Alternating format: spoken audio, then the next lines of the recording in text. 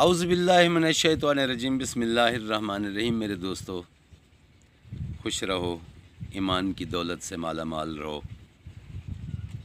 مین چیز ایمان کی دولت ہے۔ آج کا جو ٹاپک ہے ہمیں فرمائش آئی ہے، ہم سے ایک دوست نے پوچھا ہے کہ باہو سرکار کی ایک شعر ہے کہ الف علات چمبے دی بوٹی مرشد من وچ لائی ہو۔ یہ الف علات چمبے دی بوٹی کیا چیز ہے، یہ کیا چیز ہے؟ تو اس کے اوپر ہم تھوڑا سا آپ کو لیکچر دیں گے آج کا۔ تو جناب علی کے الف علات چمبے دی بوٹی، الف اللہ سے ہے، چمبا مانے پانچ، یعنی پنج تن جس کو ہم مانتے ہیں، تو پنج تن کی محبت کی بوٹی الف علا، پنج تن کی چمبے دی بوٹی، چمبا مانے فارسی میں پانچ کو بولتے ہیں، سرائکی میں بھی پانچ کو چمبا بولتے ہیں۔ الف علات چمبے دی بوٹی مرشد من وچ لائی ہو، یہ مرشد من میں مرشد نے میرے کاشت کی ہے اللہ کی اور پنج تن کی محبت کی بوٹی، مرشد نے میرے من میں کاشت کی ہے۔ حب مانے بیج ہے، حب مانے محبت ہے۔ یہ محبت کا جو بیج ہے یہ بغیر مرشد کے یہ من میں نہیں لگا سکتا۔ یہ تن ہے، جسم تن ہے، اندر جو رہتا ہے یہ من ہے۔ یہ بوٹی جو ہے محبت کی، یہ اسی من میں کاشت ہوتی ہے۔ الف علات چمبے دی بوٹی مرشد من وچ لائی ہو، نفی اسبات دا پانی ملیا ہر رگے ہر جائی ہو۔ اب دوستو، لا الہ الا اللہ نفی ہے، لا مانے نہیں، یہ لا الہ الا اللہ الف اور لام کا استعمال ہے اور یہ نفی ہے۔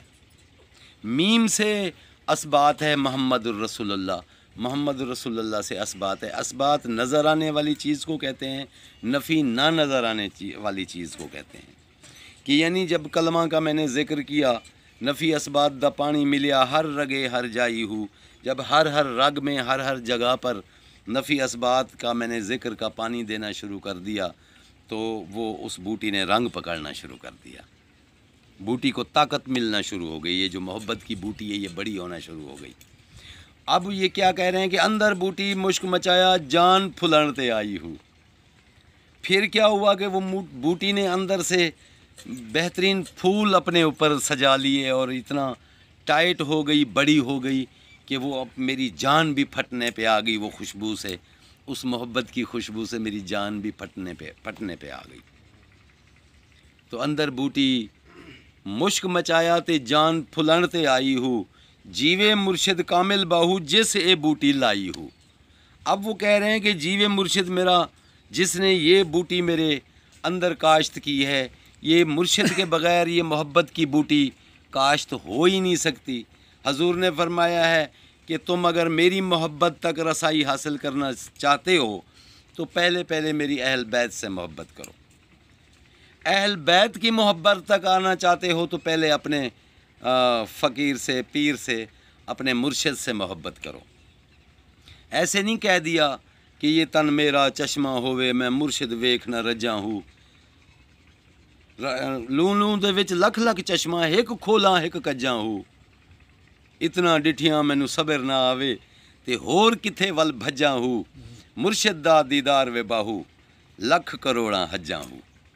تو سبحان اللہ، مرشد ایسی چیزیں، یعنی پہلے مرشد کے عشق میں فنا ہونا ہے ہم نے، پھر ہمیں فنا فی اہل بیت کا راستہ ملے گا۔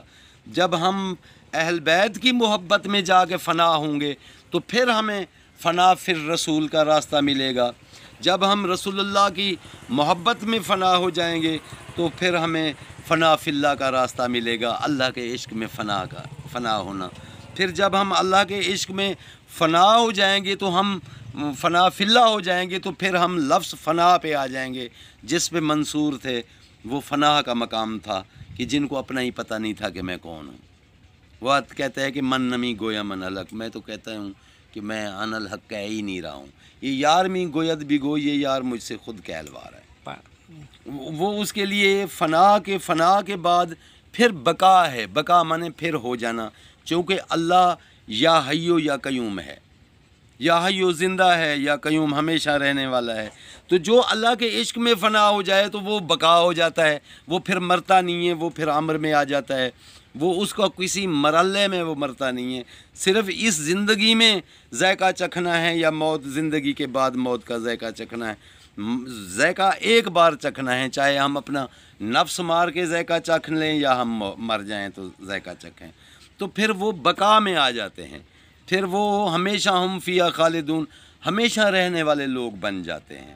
تو بقا کے بعد ایک اور مقام ہے، وہ آپ اس کو سمجھیں گے تو آپ پہ پتہ نہیں کیا منکشف ہونا شروع ہو جائے گا، وہ ہے لقا۔